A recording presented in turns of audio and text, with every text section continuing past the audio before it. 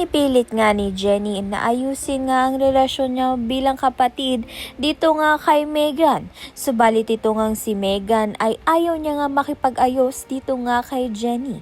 Dahil nga feeling nga nito ni Megan ay inagaw na nga ni Jenny sa kanya lahat.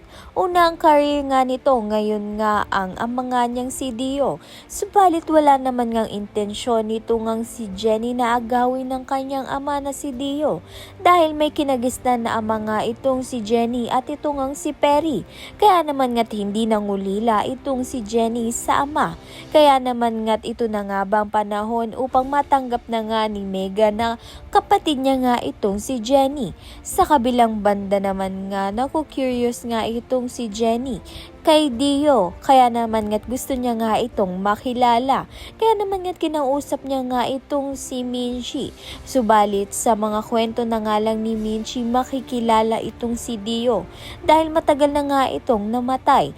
Kaya naman nga't ito nga si Jenny ay hindi nga makikilala ng personal itong si Dio. Kaya naman nga't yan at iba pa ang dapat nating pakaabangan.